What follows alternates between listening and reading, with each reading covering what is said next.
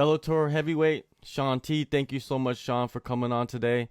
I see that you got a wonderful background right there. What's the story behind that? I play a lot of video games and stuff like that. So this is an Overwatch Halloween map.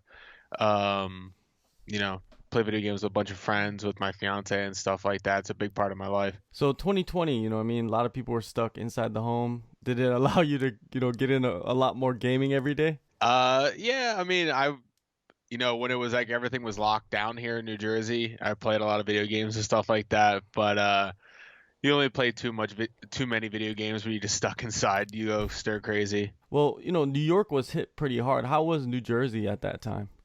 We were kind of around the same kind of guidelines as New York, because we're so close. But the big issue is that a lot of people from New York were coming to New Jersey, especially the area that I live in. I live more like the Jersey Shore area. So like people from New York would come to visit their shore houses and all this different kind of stuff. So we were in a big lockdown because of stuff like that. We still have to wear masks going everywhere. If you sneeze and you're not, outside of your car, people still like want to spray you down and stuff like that. So Yeah, it's funny how I don't know if it's funny, but it's weird how the world has become where like if you just like have a cough because something's stuck in your throat, people look at you like you're disease ridden or something. yeah, swallow spit, it goes down the wrong tube or something like that. Everybody's like running away from you. Yeah. It's definitely a weird time we live in. Hopefully, within the next few months we get more more normal. Definitely. Well, it seems like it's getting better every month. So, at least people are able to train. And I think that's the biggest telltale sign that, people are able to be around each other and not worry too much about spreading the virus if they're careful. Now, for you, 2020 has been a very rocky road, so to Yeah. say. Man, you had two title defenses fall through with the same guy, and then they were going to give you a late replacement for CFFC 82, and that Yep. fell through. So can you take us through all of that and explain what exactly happened? Yeah, the first time we were matched up, it fell apart like the week of. And then they rebooked us, a few times in between, like, hey, we might do this date, we might do this date. I think we had like one or two contracts in between that, like, hey, we're trying to get this date, we'll see. And then it got rebooked, and then he got the call to the UFC the week of, and they replaced with Carl or whatever his name was. And then I got a call. We weighed in, everything, got a call at like 11 o'clock at night, and they were like, hey, he didn't medically pass. And I'm like, anything that can happen has been happening. But, it's giving me a lot of time to work on things because I had teammates that were fighting and stuff like that. So we were able to, still train and stuff like that. So it was, I've made the best of it. And, it led to this opportunity that I have now. So it paid off in the end, I would say. That's the silver lining to it. Definitely paid off. Going through all of that, what I mean, like what you just explained, it must help you mentally get through some barriers, right? Because if you don't go through it, you don't know how it really feels. Yeah, it definitely proved to be like challenging, not knowing if I was going to fight, but it eventually turned into one of those things that you're like, you know what, it's eventually going to happen. I'm just going to keep, sharpening my tools the entire time because now I've had what, 8 months or something like that just to continually grind away at things. So it's been good. All right, now you decided to sign with Bellator. Why did you decide with Bellator? It was just, I like the opportunities that are over there right now. I have a teammate also that signed with them, Corey Anderson. My other teammate, Deanna Bennett, fought Liz Carmouche over there. So it was just good. I wasn't gonna hold out for something that, but it's still a huge opportunity. Like it's, you know, the one of the top leagues in the world. Like having that kind of opportunity and having them come to you with like, hey, we want you, to fight, is huge. Especially like it's going to be on CBS Sports and stuff like that. Like that's such a massive thing, and I can keep sponsors. So people that have been loyal to me for years, can still take that jump with me, which is huge to me. So for you, is it more of making money rather than chasing a title? No, I mean, because I can chase the title in in Bellator and stuff like that. So yeah, money, like we all fight for money at the end of the day. But I didn't join this sport to be a contender. I joined the sport to be a champion. So that's always been the goal. Doesn't matter what organization it's been under. Like I've always wanted to be the champ. So Bellator has some good heavyweights. I get to go in there and I can test my chops for some of the best athletes in the world, and I'm looking forward to it. Yeah, Bellator has a lot of great heavyweights and a lot of prospects like yourself coming up. So it's a perfect time to kind of slide in there and fight and maybe get an opportunity to take on some of the legends. Yeah, definitely. Now, what can you reveal to us about the deal that you signed with Bellator? I mean, everybody already knows really everything. There's not some super secret thing that nobody knows. There's been enough articles about it, a few other things. So, nothing on my end. Like I don't have anything else lined up besides this fight. I don't know anything else. So if I knew, I would tell you. But I have the October 15th card, and fighting Steve. Besides that, nothing else. All right, let's get into Steve Mowry. What are your thoughts on him and what he brings to the matchup? He seems like a decently solid jiu-jitsu guy. Big, tall guy.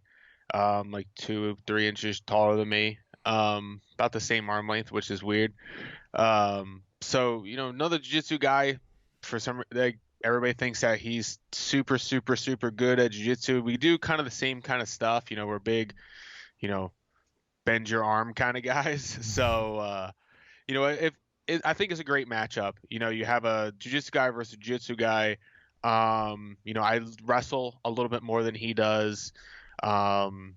So, I think it's a great matchup for both of us, honestly. Where have you been splitting your time ahead of this fight for preparations? Have you made a lot of adjustments due to the regulations and restrictions? So, like I said, I had teammates that were fighting during all this stuff. So, we've all been tested.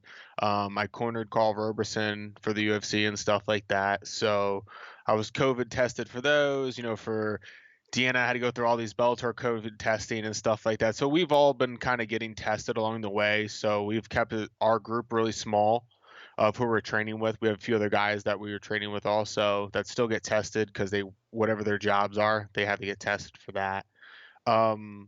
So, I've been training a lot, like with Tom DeBlas, over at Killer Bee Combat Sports, over at Dante Rivera's,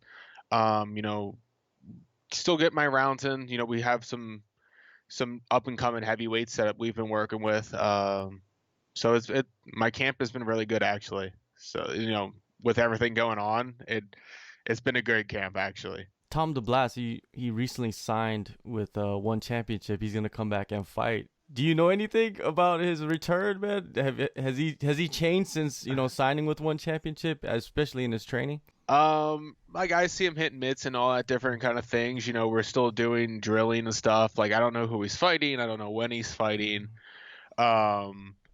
We've just been putting it on each other. Because he's a big guy, I'm a big guy. His jiu-jitsu is phenomenal, so it's really brought me to a different confidence level in jiu-jitsu, like more than I was. So I'm grateful for that. So you've had a decent gap between this fight and your last fight. Where do you feel like you've elevated most in your skill set? I was able to take I wasn't a big striker. Everybody pretty knows that. So I was able to take my time and really, really sharpen that work a lot. I worked on my cardio extremely hard during all this downtime and stuff. So, this is definitely the most in shape I've ever been. And, my striking is, it's getting better, than it was. That's not saying much, but I've actually improved quite a bit. So I'm really looking forward to it, to be able to go out there and show everybody that I had another skill set that I didn't really have to show before. But, sometimes versus jiu-jitsu guy or wrestler versus wrestler, sometimes it ends up being like that kickboxing match. So we'll see.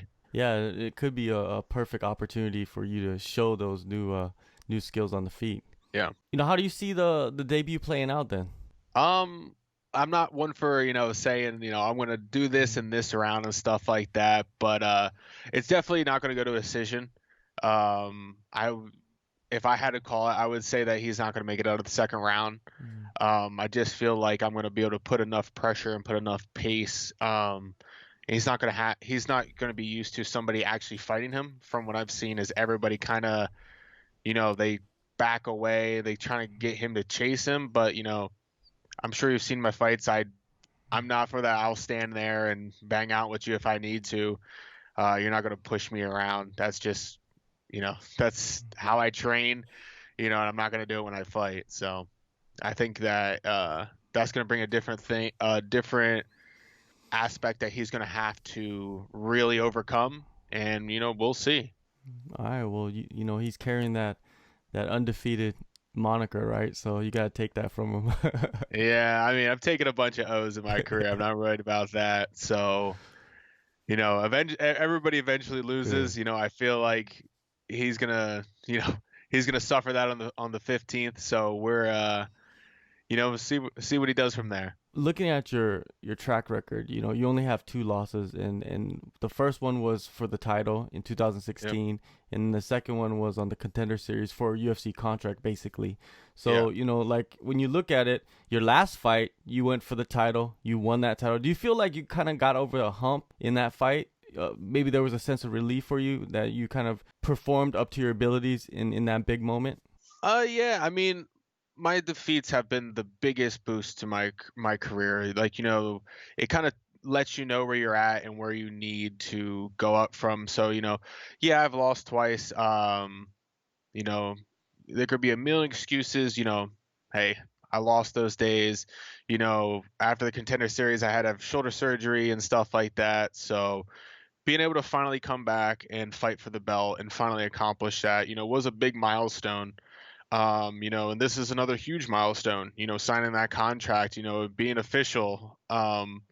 It starts a whole new where you got to climb to that damn belt again. So, I'm happy for it. It was a big thing. Actually, I have that thing on. I have my belt like right here, but it's behind this green screen. So, but yeah, it was a huge thing. To reach like the kind of the top of where the regional circuit is, and now it's like that worldwide circuit, and this is, it puts a huge target on you because you got there, now you want to stay there. So, everybody wants to get there and they're just looking to, punch that check, beat you up. So I'm looking forward to it. All right. Now, there's a lot of great heavyweights on the roster. Any names in particular you would like to face before they end up retiring or moving on? No, whoever they match me up versus, I'm not a big call out guy. The only person I ever called back out was Dawkins, and that fight didn't fall through. And I beat him the first time. It was just, I didn't like that he was talking trash. So, that fight probably never ever going to happen. So, like I said, I'm not a big call out guy. There's some super big legends in that roster. Would it be awesome to bless the cage with those guys? That'd be cool, but I'm not going to be here and be like, I want to call this guy out. I have a good opponent against me on the 15th, so maybe after the fact we'll rerun this and I'll call somebody out for you. But right now, no, I don't have anybody on the table. All right, well, like you said, you have a big fight coming up October 15th, Bellator 249, Mohegan Sun, Connecticut. Thank you so much, Shawn, for the time. All the best, man, and yeah, we'll get this one. We'll run this back after you get your debut over with. Yeah, thank you, bud. Thanks for having me on. I really appreciate it. Hey guys, Sasha Platnikoff here, letting you know to tune in to SCMP Post Fight for all your weekly martial arts news.